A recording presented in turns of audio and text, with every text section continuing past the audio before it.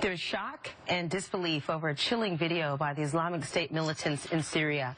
It shows the beheading of an American journalist who was kidnapped nearly 2 years ago. It's uncalled for. You know, it's something that he is just an innocent person here.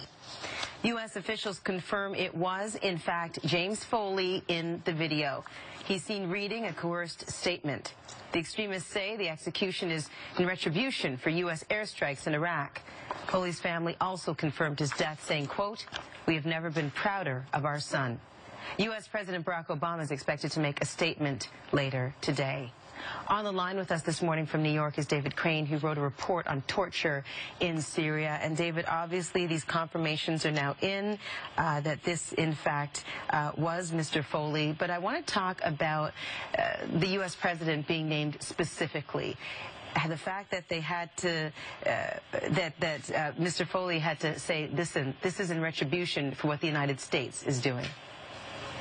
Well, this is a criminal hostage situation. We have several reporters who have been held hostage, and they're using them like in any criminal hostage situation, making demands and then threatening, or in this case, actually carrying out a killing of a hostage. This is a criminal act by a criminal group trying to get the United States to stop the very effective bombing in and around Mosul and other places.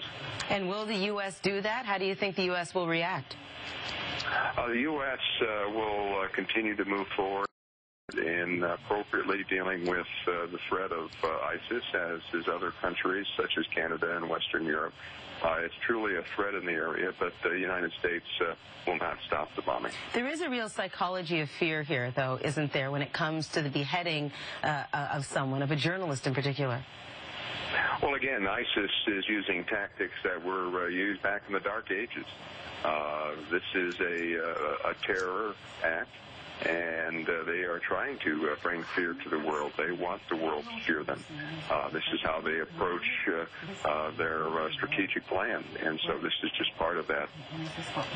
This is a group that took over Syria in a matter of weeks. Do you think that what we're seeing now in Iraq, and now this torture and this beheading in Syria, is indicative of ISIS, doing what it says it needs to do?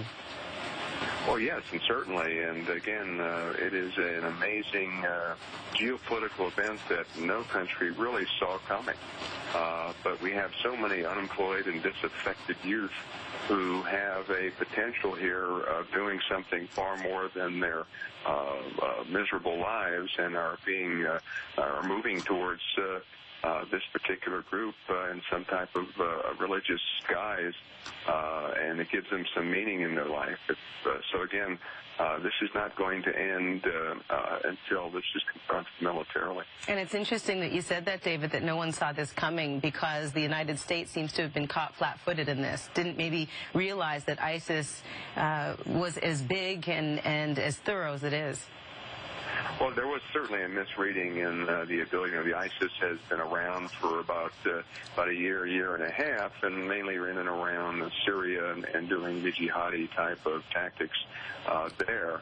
But no one really saw them having the ability to quickly and militarily move across not just Syria, but portions of Iraq, Kurdistan, even bleeding into a little bit of portions of Jordan and Lebanon.